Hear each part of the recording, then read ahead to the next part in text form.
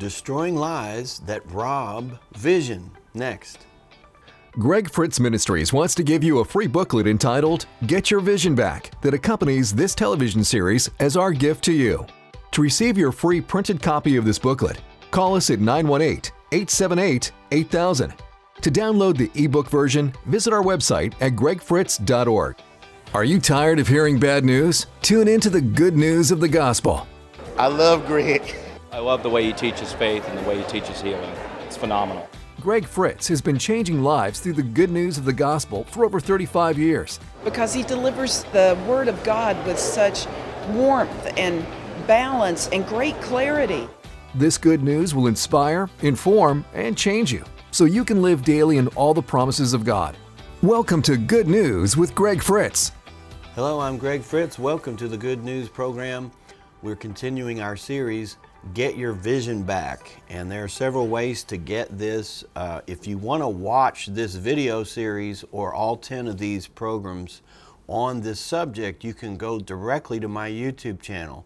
We have uploaded those. By the time you see this on any outlet, we will have uploaded these videos to YouTube. So you can go to the Greg Fritz Ministries YouTube channel and look for Get Your Vision Back. And you can binge watch these episodes and it will help you. Man, you probably should do this every so often because all of us deal with these issues and these lies. And the enemy uses the same lies on people to trip them up because over time I guess they've proven to be effective against some, but not us. We're going to expose lies that the enemy's told to rob you of your vision, and we're going to counter them with the Word of God. And so we've already kind of gotten into this, but to get you up to date, Habakkuk is a book that we're using. Your assignment was to read the book of Habakkuk. It's 3 chapters. He was very discouraged when he began writing, and he prayed to God all of his frustrations. He just told God what he saw, and it was bleak. God began to deal with him, and we're going through that process. One of the things God told him was, I'm going to do a work in your lifetime that you wouldn't believe if I told you. And so don't count God out. And I don't know how bad it is where you are, but God is still able to intervene and move in modern life. And so I believe some great things are in store for us as Christians, and it's possible that God has made promises to you along this line as He has to me. I've been believing some things and carrying visions and dreams about how God is going to reach people, more people in our ministry and in our generation than I've seen yet, and that's a good thing. We can look forward to that. So the second thing God told Habakkuk to do was related to this. He said, write the vision. And in other words, go back and find and remind yourself of what God said. What did God promise you about your future, about your family, about your nation? What has God said to you? And one of the things that we said, He said to all of us, is heaven is in our future. That's something to run this race for. That's, when you cross the finish line, and Paul said, I press for the mark, I press toward the mark for the prize of the high calling of God. When you reach that mark, at the end of this life, you cross that finish line and heaven is your reward.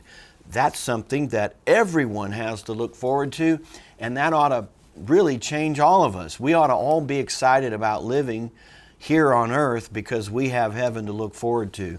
And so that's very important. And then there are 3 lies that we're covering that I'll go over briefly, and then we'll go back to where we left off in the last episode. The first lie that the enemy will tell you if you're running with vision is that circumstances are so bad it can't possibly happen now, that things have gotten so bleak and so bad that, and I guarantee you that the enemy's told every generation that, and yet we're still here.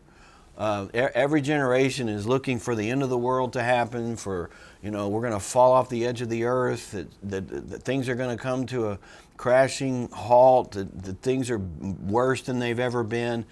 And so my response to that, and we're going to continue that, is simply this: God doesn't need the world's approval or cooperation to fulfill His promises in your life. Really, your future's determined by you and God. That's it.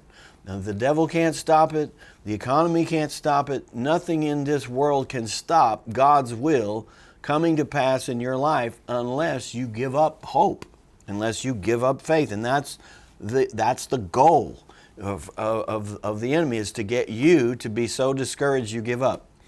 And we're not going to buy into that for a minute. We don't lose and we don't quit. And if we don't quit, we don't lose. And so that should be our attitude, that we're not going to draw back. And then the next lie is, my mistakes have disqualified me. Because I made mistakes, now I'll never be what I was supposed to be or do what I was supposed to do. One of the examples I would give you for this is Rahab the harlot. And I don't have time to go into this too deeply, but Rahab was a Gentile woman in a Gentile city, Jericho, that was condemned to death. God told Israel, go destroy that entire city and everyone in it. And she was the lowest rung of society in that condemned city, Rahab. If anyone's mistakes or past life should have disqualified them from doing anything for God, it should have been Rahab. But when the spies came in and she received them and believed God, and in fact, she told the spies, your God that you serve is going to give you this land. I know it. Even some of the people here know it. When He does, don't forget me. That was the kind of faith that finishes the course.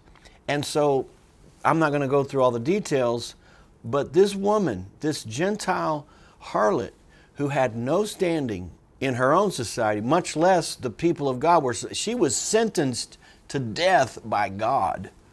And her faith took her, and they did remember her. They didn't kill her and her family. They made her that promise. And when Israel established themselves on the other side in the promised land, she married in to the royal lineage. She became Rahab. She's in the New Testament. She became the great-great-grandmother of King David. So don't tell me your mistakes have disqualified you from being used by God. Don't tell me that your past life was so bad that God can't do anything with you now. That is a lie. Jesus came so that God can do anything with anyone. All that's necessary is you don't give up on the promises He made to you. Don't give up on the dream. Now make sure it's God's promise, not your own. Not you didn't make it up. But if God made a promise, it's still in force. Then finally, the third lie is, well, it's too late. If God was going to do it, He would have done it by now. And that's just not true. We don't tell God when or how to bring His word to pass. We simply believe another day. We run another day. We fall forward. We take another step. We carry the ball another yard. And if we'll do our part, God will do His part. So back to the first lie, the state of the world is too bad. We gave you the example of Peter walking on water and how it was the supernatural power of God that enabled Peter to walk on water, not the fact that the water was calm. And when Peter saw the waves, he concluded that it's the environment is too bad for me to walk on water, and he began to sink. And where the waves had nothing to do with him walking on water. Another example of this is Joseph, and I love the story of Joseph in the Old Testament, Genesis 37, and Psalm 105 talks about Joseph and his race that he ran, and it says this in Psalm 105 verse 18 and 19, they hurt his feet with fetters, he was laid in irons until the time his word came to pass. The word of the Lord tested him. And this is great. A great analogy, a great example for those of us who are running the race that's set before us, running with vision.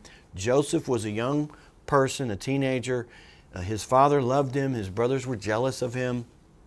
And God gave him a dream. and God showed Joseph his future. The dream was a promise from God. Maybe God's given you promises about your family, your future, your career, your finances, your nation. But God communicates. And so in Joseph's case, he gave him a literal dream, and he showed Joseph lifted up and his brothers and his mother and father bowing to him. And he had two separate dreams that had the same conclusion. He was a star, and his brothers and family were lesser stars, and they had to, give respect and honor to him. And that was God. God was basically saying, here's your future. Do you accept? Like Mission Impossible. Do you accept this mission? And God did that with you. He did that with me. He said, here's what I can do in your life. And I said, yes, I'll take it. Joseph said, I'll take it. I'll be that person. And he embraced that vision. In fact, he told his brothers, and that was kind of a mistake. They weren't excited at all about Joseph being greater than them. And so they were even more jealous. And so Joseph was a young man with a dream. He was a young man with a vision. You, at one point, were a Christian, young Christian with a vision and with a dream. And what God didn't show him in that dream was all he was going to have to go through to see it fulfilled. God doesn't show that part. I don't see him doing that very often. That's just not how these things work. Basically, he gives you a promise and says, now hold on to that until I bring it to pass, because I will bring it to pass. Then it's our job to hold on to it. So in Joseph's case, he was out with his brothers. They didn't like him, and they decided, let's just kill him, which is an overreaction, to say the least. But they decided they were going to kill him, so they put him in a pit. So here's a man with a dream. His dad loves him. His mother loves him. His brothers hate him. But he's got a dream from God to be something special. And he finds himself in a pit. And we're dealing with the lie. Things are so bad in the world today that God can't do what he said he would do for me. That's the lie. The lie is, I can't be what I was supposed to be. I can't do what I was supposed to do because now the world is in bad shape. I mean, we're not going to have kids. We're not going to move out of the house. I'm going to live in my parents' basement. I'll never have it as good as my parents had it. Climate change is going to kill everyone, and we're all going to die. That kind of, those thoughts are in the atmosphere today, and young people, old people are buying into them, and I'm here to dispel them. Joseph is in a pit. He was not told about the pit in the dream. God didn't show him the pit. He showed him Joseph being lifted up, being special, being a deliverer, being respected by his family. He is being disrespected by his family. He's not lifted up. He's put down. And I'm sure in that pit he's thinking, I did not see this coming. And they're talking about how to kill me. This is not good. And if we could have encouraged Joseph like I'm going to encourage you right now, we would say, Joseph, don't give up. It's not over yet. You may not have known about the pit. It might not be the best circumstance, but don't give up that promise, because God's going to do what he said he would do. And so they decided not to kill him. They decided they would get him out of the pit and make it look like he died. So they killed a goat, put the blood on his coat, told his dad he died. But at the same time, they sold Joseph. There was a slave train coming through. They sold him into slavery. Think about that. Here you just had a dream, however long ago it was, maybe a year or 2 years. It couldn't have been that long ago because he was 17 when he was sold into slavery. So you had this dream and you said yes. You want to be this person that God said, and now you're walking into Egypt as a slave. You're about to get sold into a permanent life of slavery. No one knows where you are. No one cares where you are, and no one there is going to help you. And you find yourself on the auction block. He's sold to a family as the slave, the houseboy slave, and he was a good slave. Potiphar put him over his whole house as his head slave. but he's still a slave. It's not really exactly what he saw in that dream. What I'm telling you is God gives you a promise, and there may be several phases of life before you step into your dreams, but don't give up. If circumstances could have talked anyone out of their dream, it was Joseph and his position as a slave.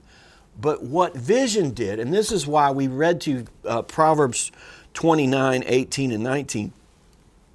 But my people perish for lack of vision. Or for lack of vision, my people perish or cast off restraints. When you lose your vision in that place of slavery, when you lose your vision, then it doesn't matter what you do. You have no sense of purpose, no reason to discipline yourself, no reason to do a good job, no reason to strive for excellence. That's exactly what the devil wants for you, is for you to just forget purpose, give up church, give up prayer, give up believing anything good, just be a skeptic, a depressed, lonely person that has no purpose in life. Don't give in to that. Joseph was in slavery. He became the best slave. Why? Because he had vision. He thought, I may not be that deliverer for my family. I might not be respected and honored by my family right now, but I can be the best person here. And he worked hard and he did a good job and he was promoted and he became the head slave. Well, Potiphar's wife had a thing for Joseph and she tried to seduce him several times. He wasn't falling for it. You know, a person without vision would have said, who cares? Nobody cares where I am. My God has forsaken me. My brothers have sold me into slavery. It doesn't matter what I do. I might as well enjoy myself. I mean, who cares it has no consequences. Now, if God wants to come get me out, I'm ready to perform. But right now, there's no reason to live right. There's no reason to do anything good. I might as well just live for myself. He would have fallen for that lie and for that trap. And yet, he resisted over and over again until she finally got so frustrated with him, she framed him and told her husband that he tried to rape her. Well, that didn't go over well. So now, if you think it couldn't get any worse for Joseph, it did. He now was no longer a slave, head slave in a wealthy family in Egypt. Now he's thrown into prison, not as a prisoner, but as property. He had no rights. It's not like you get a sentence and then you pay your debt to society. You don't ever pay your debt if you're a slave. It was as if Potiphar took his property and said, I don't want to kill you, but I don't want to see your face ever again. So I own you, you go to jail. There's no lawyer, there's no rights, there's no trial, there's no court, there's no hope. It's all gone. And Joseph goes to jail. Can I just tell you that when you lose vision, that you cast off restraints? Surely at this point, Joseph would break and say, I can't do this anymore. I'm not going to continue to live this lie. I'll never be anything great.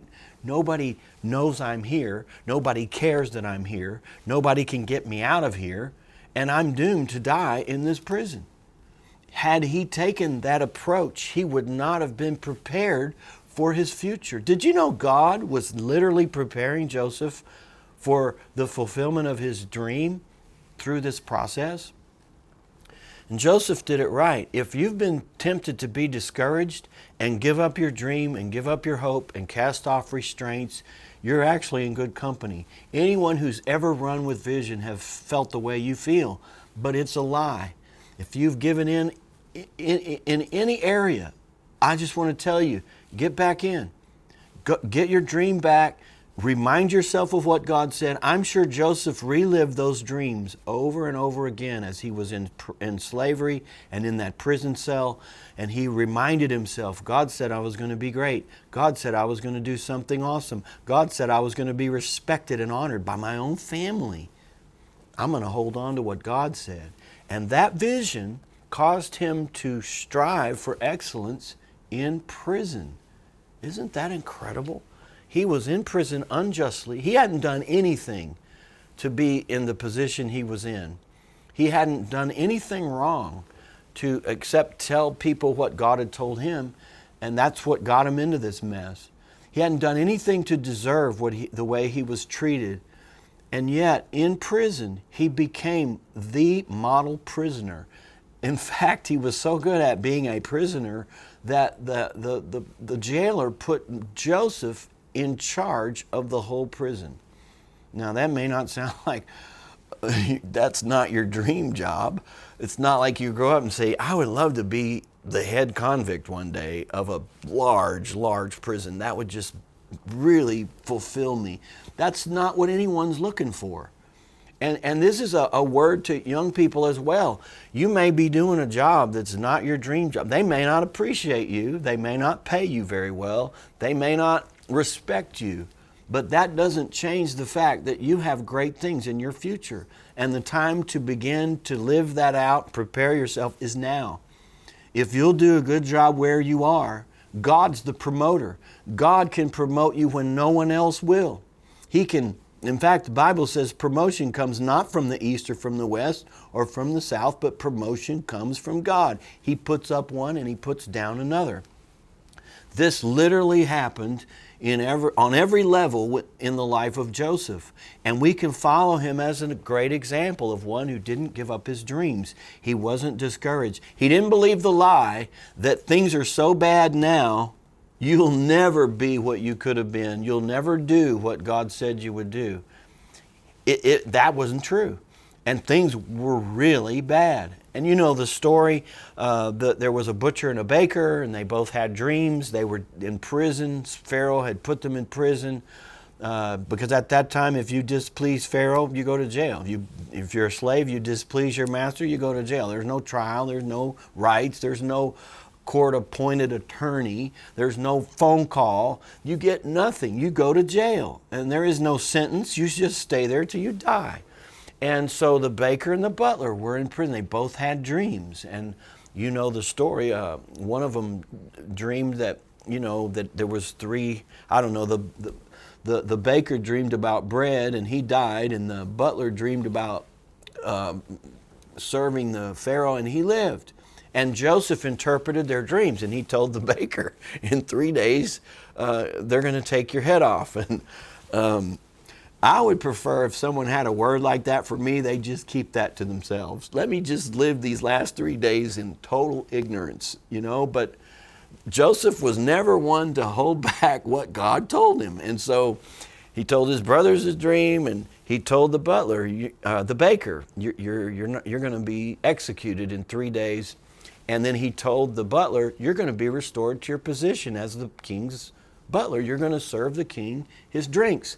And when you do, don't forget me. In other words, I've never met anyone that's going to be on the outside. I've never met anyone who cared about me, but I'm going to tell you this, you're going to be restored, and when you are, remember me. Well, he didn't remember Joseph. That could have been devastating. To think that maybe someone's going to do you a favor and then they don't. Devastating. And so time went on, and Joseph continued to do his best to be the best prisoner in the prison.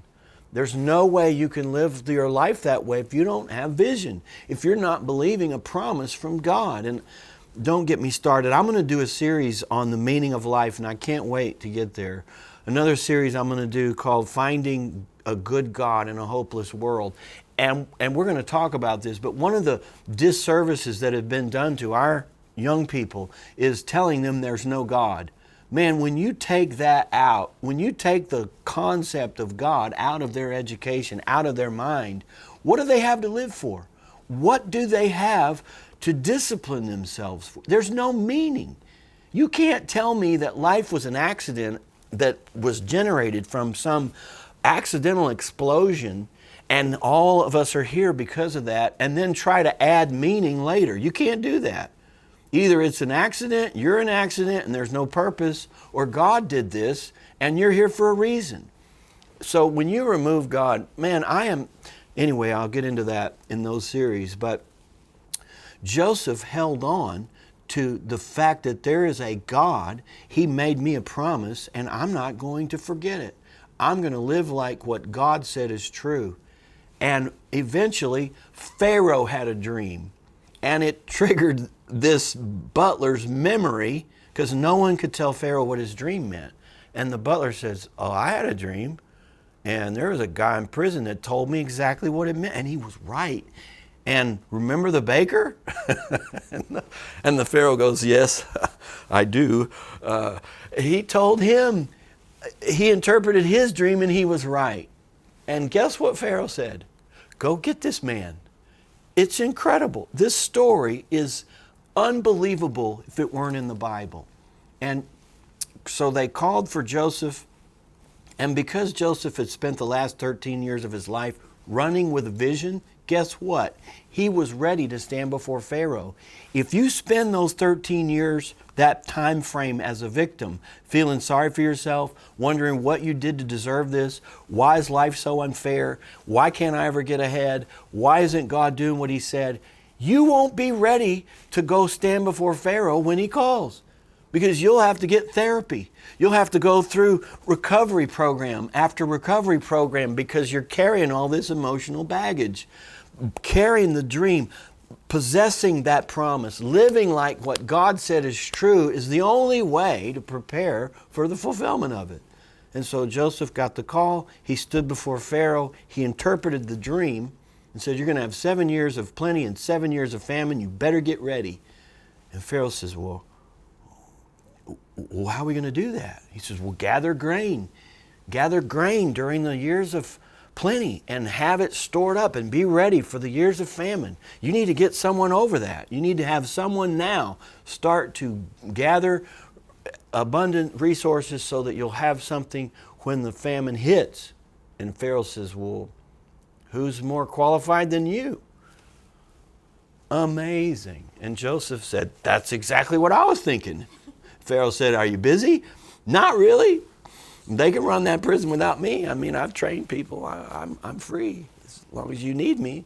And instantly, he became prime minister of Egypt, second most powerful man in the world. And then, when the famine hit, they'd all stored up all this grain. I mean, Joseph saved Egypt. And then he saved Israel. And so, his brothers went to Egypt, and eventually he made himself known to them as they were bowing before him voluntarily, just like he saw in the dream.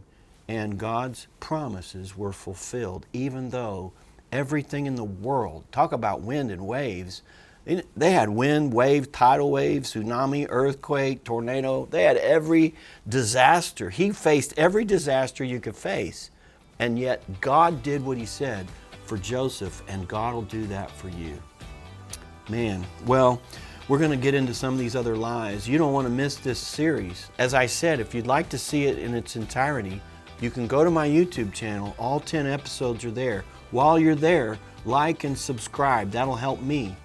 And I'm convinced if you'll watch all 10 of these episodes at least once, it will change your life. It'll give you a zeal for life and a vision for your future that maybe you haven't had in a long time. Don't miss the rest of this. Until next time, remember this: the good news is so good, the bad news doesn't matter.